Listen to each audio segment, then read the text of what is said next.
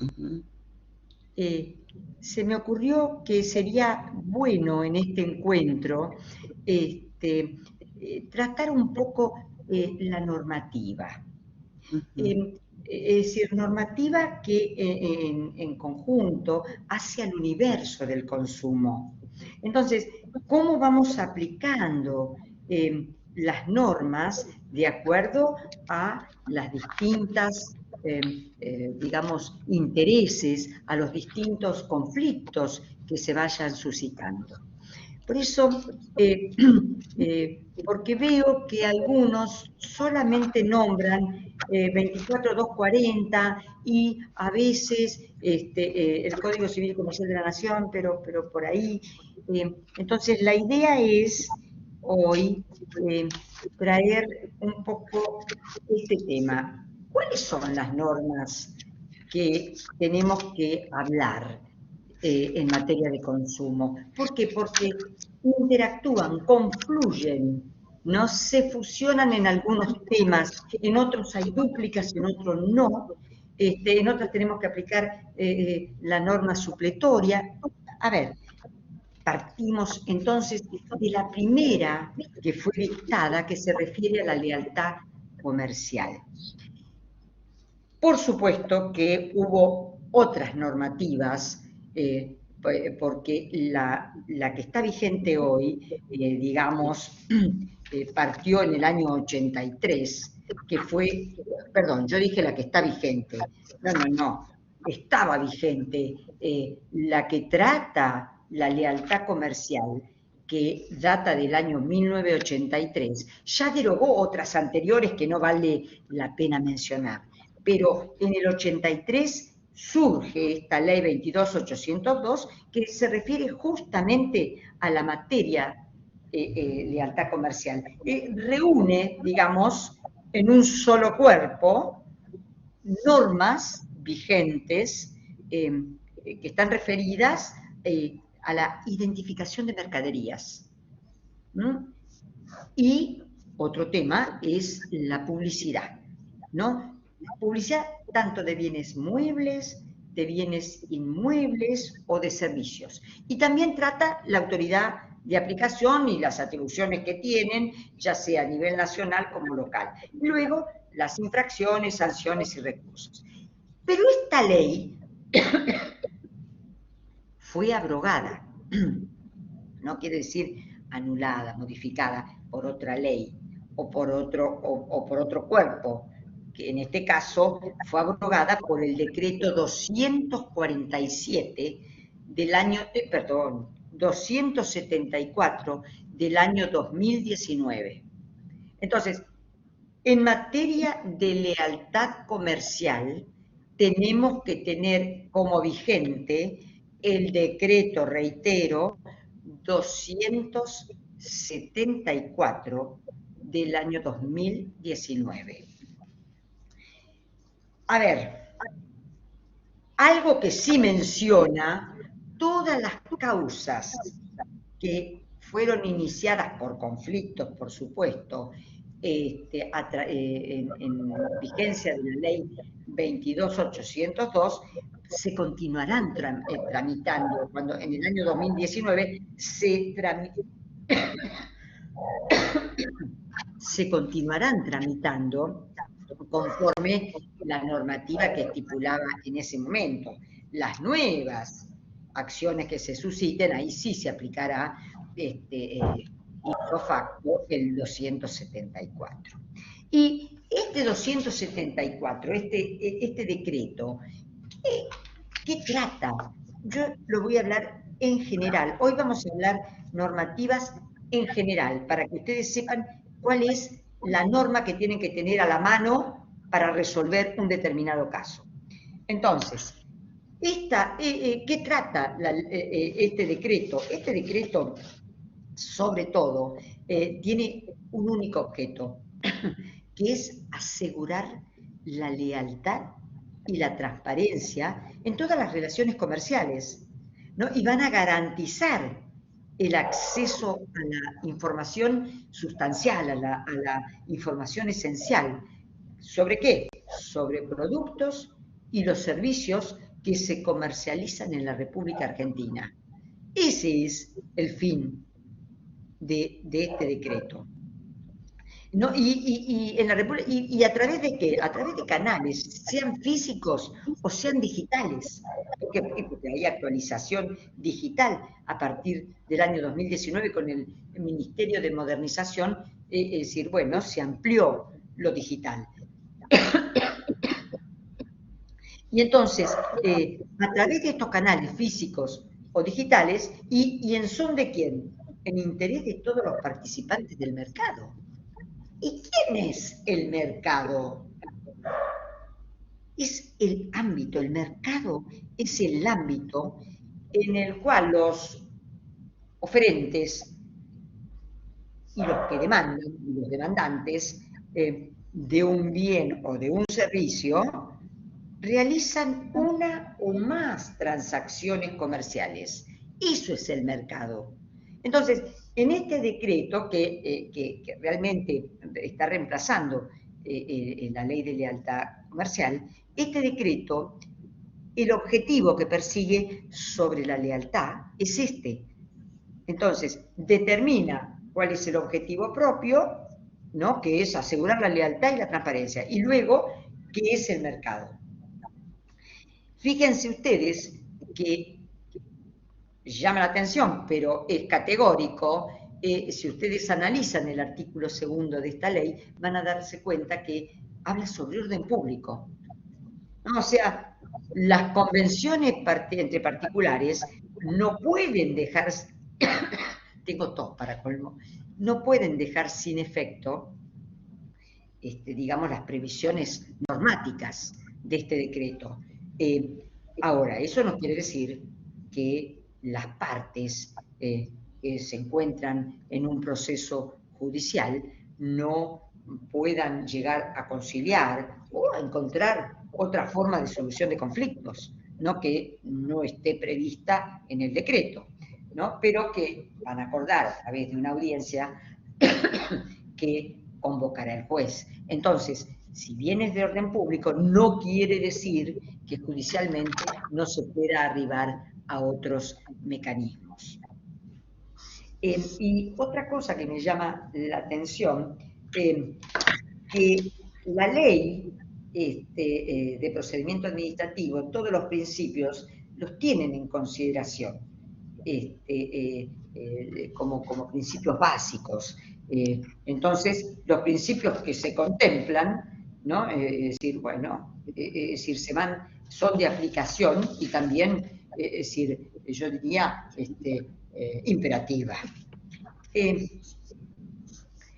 Y luego, si hacemos un paneo así de qué trata la ley, evidentemente es importante que ustedes tengan en consideración los actos de competencia desleal, ¿no? Porque van a estar contemplados en los artículos 8 y 10, creo, si mal no recuerdo, de este decreto, determina cuáles son los actos de competencia desleal. Y también va a tratar la publicidad. Fíjense la importancia de la publicidad en todo lo que sea, todo en la materia de consumo. Porque en publicidad van a encontrar en el Código Civil y Comercial de la Nación, publicidad en la 24240, publicidad en el decreto 274, publicidad en la ley 27442, que es defensa de la competencia. Fíjense que la publicidad es fundamental. ¿Para qué? Para la información del usuario o consumidor. Por supuesto que la materia específica de identificación de los productos, de la denominación de origen, todo esto va a determinar a la larga el interés a la transparencia y que el usuario o consumidor sepa qué está adquiriendo, qué está usando. Entonces, y finalmente consigna como la autoridad de aplicación a la Secretaría de Comercio Interior, ¿no? Del Ministerio de Producción y Trabajo, ¿no? En el 19. Ojo que los nombres de los ministerios van cambiando, pero normalmente es el Ministerio o de Economía o de Producción los que van siendo los organismos de control u órganos de aplicación, es lo mismo.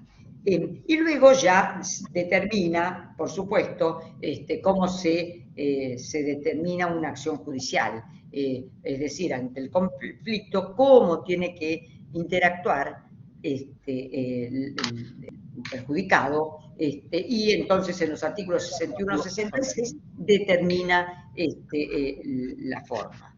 Y lo importante es que consigna como de aplicación supletoria el Código Civil y Comercial de la Nación.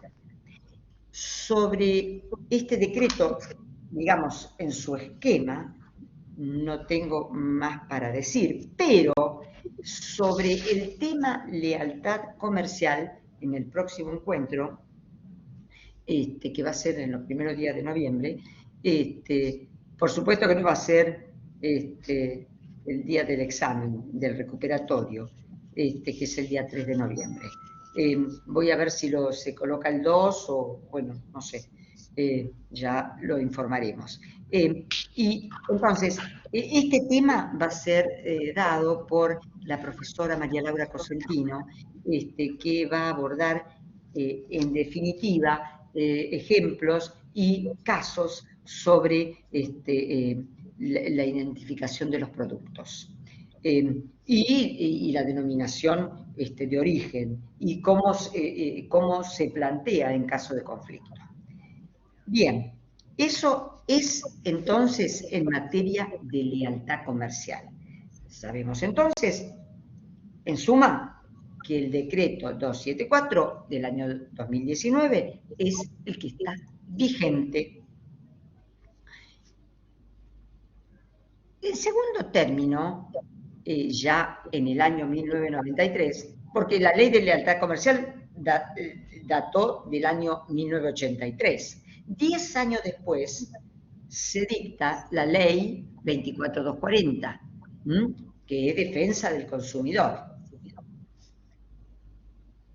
Y son normas, ¿no? La defensa de esta ley son normas en realidad que lo que hace son de protección y defensa de los consumidores, ¿no? Sean usuarios o sean consumidores. Usuario porque usa, consumir porque adquiere, el consumidor porque adquiere. Bien. Y el objeto es ese, la protección, ¿no? Y acá sí me detengo porque en esta ley determina en sus primeros artículos quién es el consumidor, quién es el proveedor y la relación de consumo, que ya lo hablé más, lo dimos en otros encuentros, no es la idea ahora. Pero lo que me interesaría sí saber, o decirles mejor dicho, es que con relación al consumidor, a ver, hubo en el parcial alguna cuestión entre el consumidor equiparado, o lo que yo llamo tercero beneficiario, es lo mismo, el tercero que se equipara al consumidor, ¿no?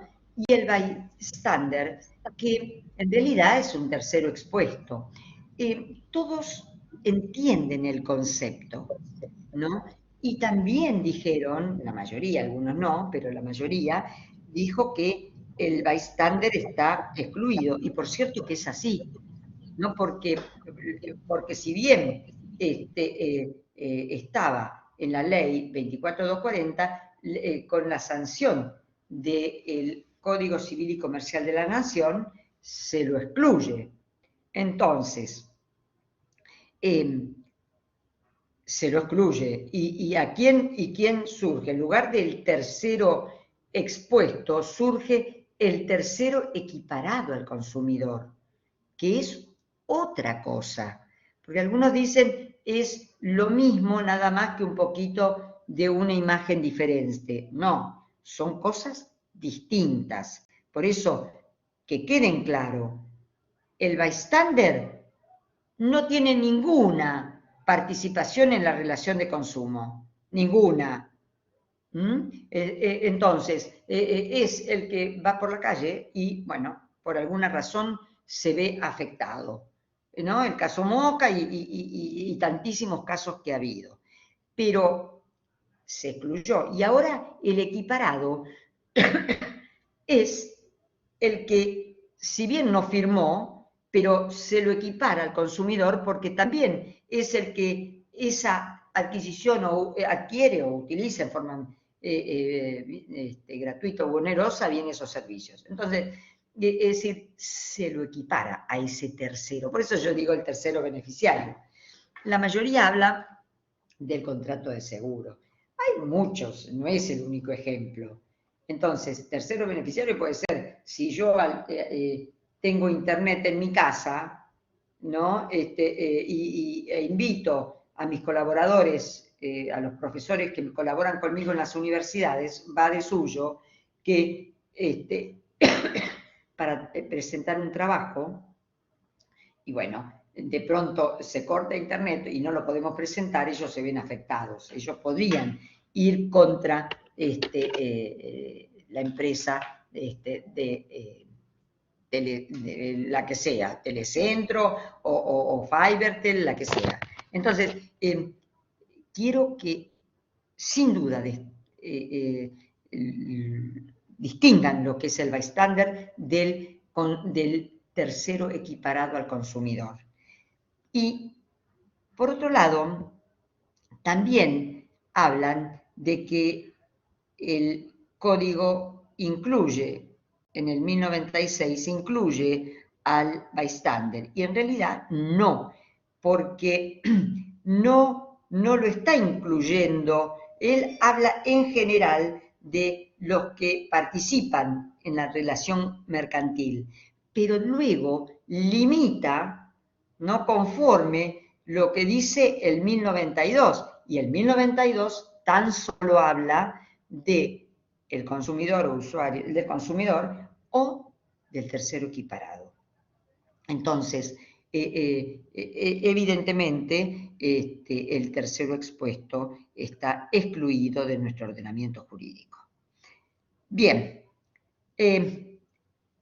la 24240 tiene una serie de normativa que es importante que ustedes tomen en consideración para estudiar el final, y que se refiere a todo lo que sea la información, a todo lo que sea el contrato de consumo. No acá, el contrato, acá, información al consumidor, la protección de la salud. El ejemplo que dimos con relación a la pregunta que se hacía si la publicidad de cigarrillos, de una marca de cigarrillo, puede ser dable. Más allá de las excepciones que la ley 26687 pone, que es la ley antitabaco, pone, evidentemente la publicidad es prohibida porque daña la salud. Y esta ley lo que pretende es justamente la protección de salud, ¿no? O sea, todas las cuestiones del artículo 42 de la Constitución Nacional también influye.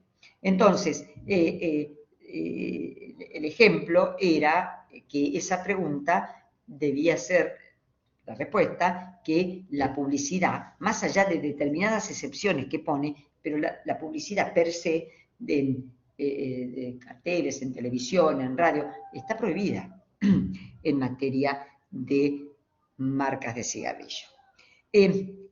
Otro tema importante es que tengamos en cuenta el tema de las cosas en la 24240, con las cosas muebles que no son consumibles, todo cómo tiene que estar informado, o el proveedor cómo debe informar al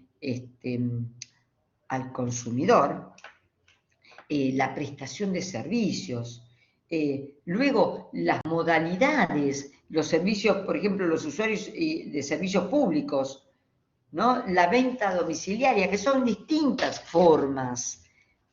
Entonces, todo eso es lo que trata la 24240 en beneficio justamente de los usuarios y consumidores. Las cláusulas abusivas, si cuando una cláusula es ineficaz, después la responsabilidad por daños. Es importante tener en consideración y estar alerta en todos los contratos por adhesión, donde supongamos en una de las cuestiones, en un contrato, supongamos, compro una determinada, un determinado auto, y cuando llego a mi casa y leo el contrato, advierto que una de las cláusulas dice que en realidad la cuestión de prueba no tiene por qué la probanza efectuarla la empresa, que va a recaer exclusivamente su ejecución en el usuario o consumidor. Entonces, eso es una cláusula abusiva que por supuesto es ineficaz, pero para eso hay que hacer toda la tramitación administrativa o judicial. Entonces, es importante ver los términos abusivos y las cláusulas de ineficacia que esta ley conlleva.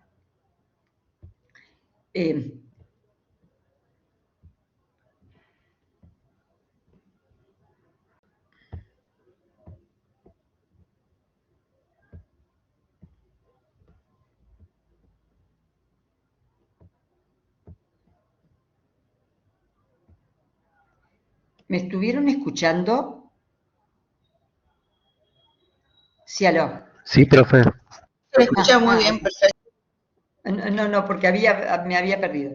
Bien, y finalmente, respecto de la autoridad de aplicación, es importante también tener en cuenta que hay dos ámbitos: el nacional, que está la Secretaría de Comercio e Industria, que es dependiente del Ministerio de Economía y Producción.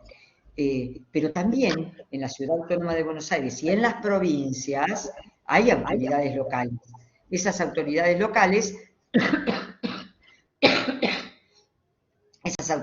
locales, tienen delegadas, ¿no?, funciones como, por ejemplo, el control, la vigilancia e inclusive el juzgamiento, es decir, la resolución del conflicto. Entonces, todo esto, esta ley ha sido realmente, yo diría, delicadamente normada para cubrir una serie de aspectos que hacen a la defensa del usuario y consumidor. También el surgimiento de las asociaciones de consumidores es muy importante. Las asociaciones de consumidores son organizaciones netamente civiles, es decir, son asociaciones civiles que, persiguen la posibilidad de resolver algún conflicto con un usuario. Entonces, el usuario puede concurrir, o las asociaciones que están registradas, las asociaciones, ¿cómo es?, de consumidores, estas asociaciones registradas inician acciones, inclusive colectivas, acciones colectivas sobre determinadas temáticas que hacen al consumo, por supuesto. Y después da la posibilidad también de llevar a cabo, yo diría, el tema del arbitraje, ¿no? Resolución de conflictos, no solamente por acción judicial, sino también que el arbitraje puede ser tomado en consideración. Esto es lo que vamos a ir tratando de ir desmembrando, ¿no?, temas que les sean de importancia o de interés a ustedes. Me van a poner en el foro, quiero que tratemos de la ley 24240 tales temas, que tenemos dudas sobre tales temas. Y entonces, tanto la doctora Cosentino, tanto con la doctora que les habla, les va a dar los temas que realmente ustedes quieren, digamos, reforzar, rever, aun cuando hayan sido dados. Y ahora vamos a hablar un poquito de la ley 25.156, defensa de la competencia, ¿no?, que derogó la 22.262, que es la ley genuina, digamos, de defensa de la competencia, y en el año 1999, se dicta la 25.156. Pero, a ver, síganme, la 22.262 es la ley de defensa de la competencia dictada en el año 1980. Que fue derogada por ley 25.156 en el año 1999. Ahora, esta ley del 99 fue derogada por la ley 27.442 en el año 2018, que justamente es la que está vigente, ¿no? Entonces, ¿qué trata? En realidad, están, digamos, lo que esta ley de defensa de la competencia trata es que están prohibidos, digamos, los acuerdos entre competidores. Está prohibida las concentraciones económicas, está prohibida los actos o conductas relacionadas, digamos, con la producción o intercambio de bienes o servicios, que tengan ese intercambio, que tenga, digamos, por objeto limitar, restringir, falsear, distorsionar, ¿no? Eso son conductas rechazables, ¿no? Entonces, que tengan por objeto justamente limitar, restringir, falsear, distorsionar la competencia, ¿no? O al acceso al mercado, o que constituyan, supongamos, un abuso de posición dominante en un mercado, ¿no? Y que va a generar perjuicios para el interés económico en general. Entonces, la defensa de la competencia, a través de la ley 27.442, lo que persigue es esto, ¿no? Que se proteja el interés económico en general, ¿no? Y rechazando, debilitando, es decir, todo aquello que conlleve a conductas, ¿no? que vayan a limitar o falsear o distorsionar una competencia. Entonces, todas esas conductas son sancionables. Y fíjense ustedes que el esquema de la 27.442, justamente los temas que tratan son acuerdos y prácticas prohibidas. Si ustedes analizan del artículo 1 al 4, es decir, se van a dar cuenta que justamente están tratando los acuerdos y cuáles están prohibidos, ¿no? Porque, es decir, todo lo que sea concentración económica, ¿no? Las fusiones, ¿no? Que generan, es decir, un monopolio, todo eso son conductas que realmente son reprochables por nuestro ordenamiento. Entonces, hay acuerdos y hay prácticas que están prohibidas y están ahí determinadas. Es decir, el artículo 2 justamente habla de prácticas absolutamente restrictivas de la competencia, ¿no? Y también trata la posición dominante, ¿no? Y cuando habla de las concentraciones que también conllevan a determinar monopolios, también es reprochable, ¿no? Y también habla sobre cuál es la autoridad de aplicación. Y fíjense ustedes que siempre estamos dentro del mismo sector, que es justamente el ministerio. El órgano de aplicación, en este caso, es el artículo 18 que habla sobre justamente, a ver si lo encuentro para que se crea acá, es distinto. Por supuesto que el ámbito siempre es economía, pero se crea una autoridad de aplicación, una autoridad nacional de la competencia, ¿no? Y que va a ser un organismo descentralizado y autárquico, ¿no? Pero siempre dentro del ámbito del Poder Ejecutivo.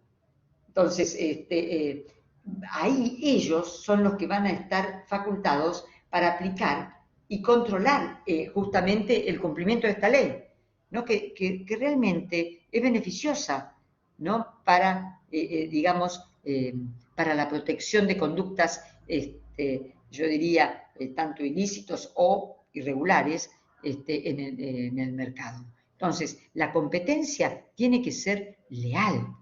Entonces, se crea esta autoridad en donde justamente la pretensión es estar más cerca, porque es una, yo diría, son miembros y está conformado por un presidente, está conformado por vocales del Tribunal de Defensa de la Competencia, después hay un secretario instructor, de conductas anticompetitivas, y ese será, digamos, el titular de la Secretaría de Instrucción de Conductas. Después hay un secretario de Concentraciones Económicas, ¿no? Que va a ser justamente el titular de la Secretaría de Concentraciones Económicas. Se dan cuenta que acá la autoridad de aplicación está conformada, es decir, digamos, como un tribunal que tiene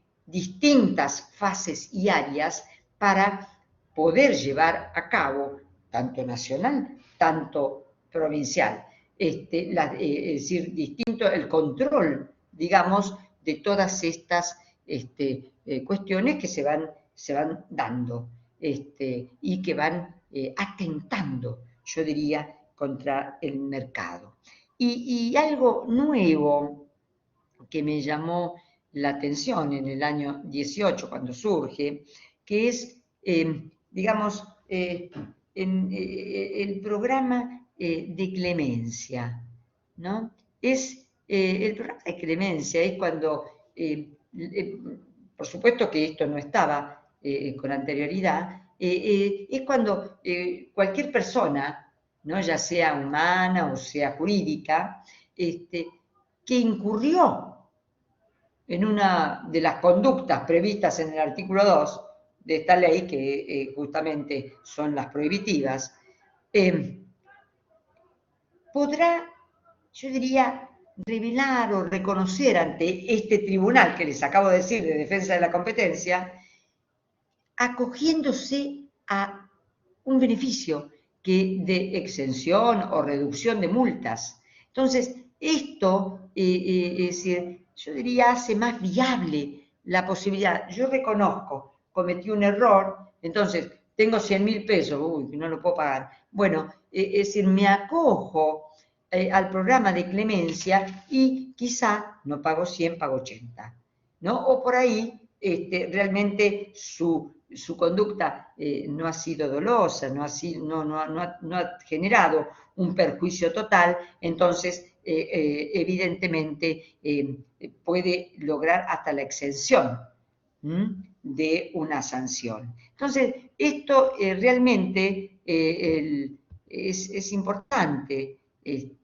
ver cómo funciona este programa de clemencia. Y luego trata también cómo se reparan los daños y perjuicios de los damnificados. Los damnificados pueden ser personas humanas o jurídicas, ¿no? Y han sido damnificadas por actos prohibidos y que sancionables por esta ley, y entonces podrán iniciar la acción de reparación de daños y perjuicios, ¿no? Y por supuesto que rige el derecho común, ¿no? Y ante el juez competente en la materia, eso desde ya. Pero la resolución, digamos, del Tribunal de Defensa de la Competencia, de que crea esta ley, es importante. ¿Por qué? Porque a la hora de iniciar una acción por daños y perjuicios dentro de la órbita común, del derecho común, obviamente que esa resolución va a ser importante para que el damnificado pueda probar que realmente el perjuicio existió. Entonces, quiero decir que está esta ley bien armada, bien, yo diría, viable para que esto pueda llevar a cabo el Estado, pueda llevar a cabo una función, digamos, de fiscalización de conductas realmente reprochables en lo que hace a todo lo que sea conductas o prácticas prohibidas en el mercado, ¿no? Entonces, frente a estos reprochables actos, tengo la posibilidad de accionar, de que se los sancione, de reclamar y, en todo caso, tengo la posibilidad también de ejercer el derecho de apelación. Y luego también habla de la prescripción. Por último, digamos, hablamos de la prescripción y sabemos que las acciones que nacen de las infracciones, ¿no?, de esta ley prescriben a los 5 años. Esto es un poco también que está digamos, en conexidad con el Código Civil y Comercial de la Nación. ¿Por qué? Porque el sistema de prescripción ha sido modificado, ¿no? Recuerden que en el Código velezano, la prescripción, y que también tenía su par en el Código de Comercio, estoy hablando antes de la unificación, existía la prescripción decenal, ¿no? Ahora la prescripción decenal ya no es, sino que es de 5 años, ¿no? Por supuesto, de 5 años para abajo, ¿no? Y en este caso también en consonancia, yo diría, esta ley con el Código Civil y Comercial de la Nación, fíjense ustedes que la prescripción la coloca en 5 años, desde que se cometió la infracción. Y después, en los casos de conductas continuas, el plazo comienza a correr, por ejemplo, desde el momento en que cesó la comisión de conducta anticompetitiva. Ahora, para el caso de la acción de resarcimiento de daños y perjuicios, el plazo de prescripción va a ser distinto, ¿no? Por ejemplo, de 3 años, a contarse desde que se cometió o cesó la infracción, 3 años, o de 2 años, desde que hubiera quedado firme la decisión sancionatoria de la autoridad, esa resolución que yo hablaba hace un ratito, de la Autoridad Nacional de Competencia. Y pueden interrumpirse el plazo de prescripción, sí. ¿Y con qué se interrumpen? Y bueno, se interrumpe con una denuncia por la comisión de otro hecho, sancionado por la presente ley también, con la presentación de un beneficio de exención o reducción de la multa, ¿no? Por lo que yo hablé del artículo 60 del programa de clemencia, o con el traslado, ¿no? Con la imputación dispuesta por el artículo 41, Lo cierto es que la pena prescribe a los 5 años. Entonces, eso es lo que tenemos que tomar en consideración. Creo que es una ley que normatiza casos complejos y es viable el control, y de hecho que se está llevando a cabo un control bastante pormenorizado de todas estas cuestiones. Y por último, me voy a referir al Código Civil y Comercial de la Nación, ¿no? Es decir, que sabemos que una vez unificado, a ver, sabemos que el Código Civil y Comercial de la Nación rige a partir del año 2015.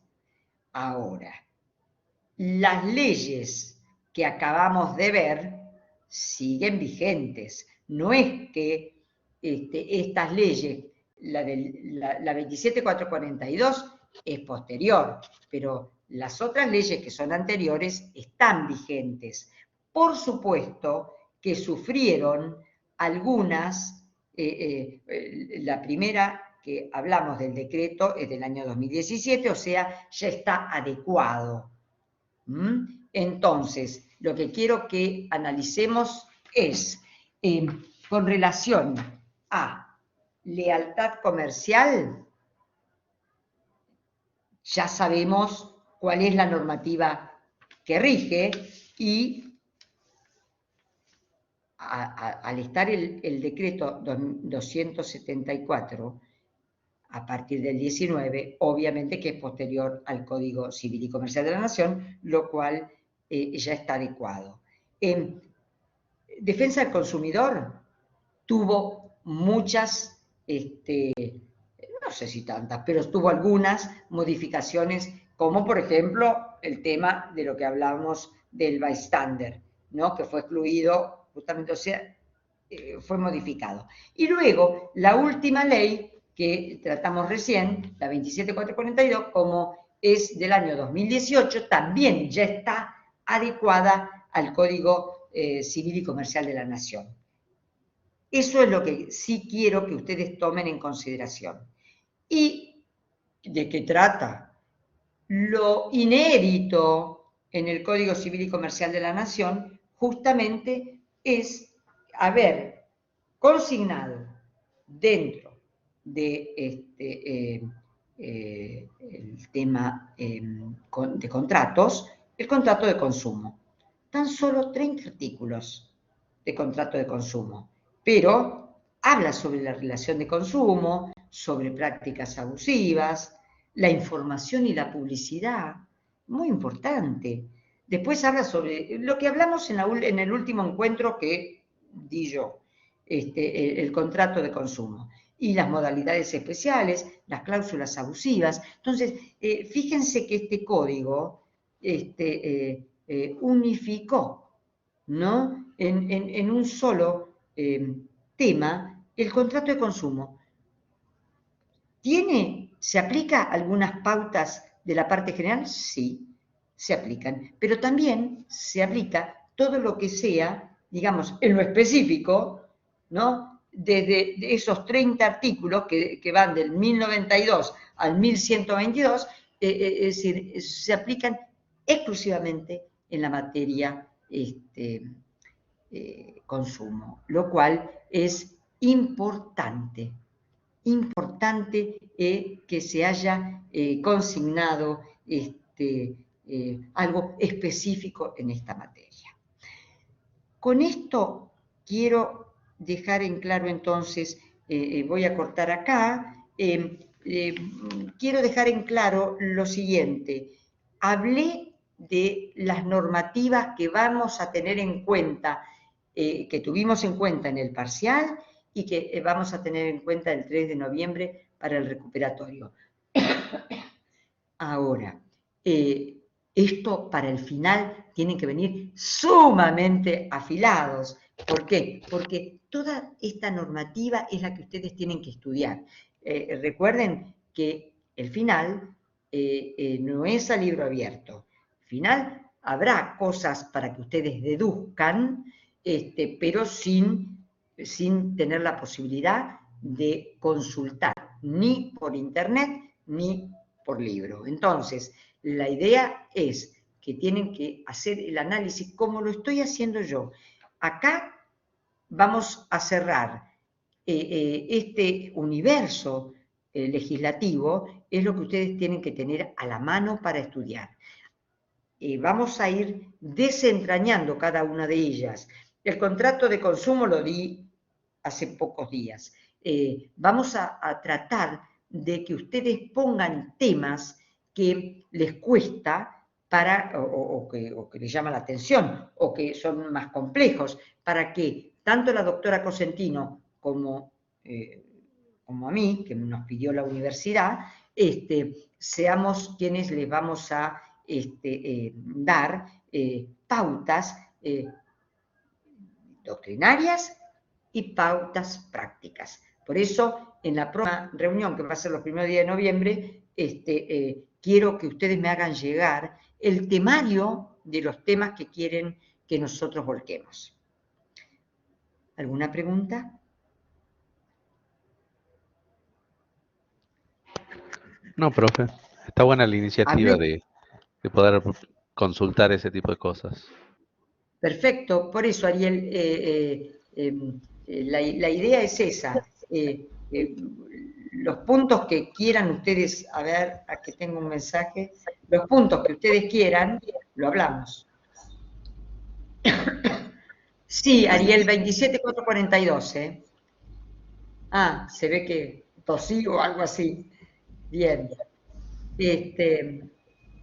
Bien, les voy a anunciar, la próxima clase sería el 3. Ay, el 3 es el parcial, que es un jueves, creo. Bueno, voy a ver si el día 2 podemos hablar otra vez sobre Háganme llegar temas. Va a ser beneficioso para ustedes y para mí. Yo, para no repetir temas que por ahí lo tienen claro, yo diría que todos aquellos temas complejos, me preguntan en el foro, queremos que nos hable de esto. ¿Quedamos así?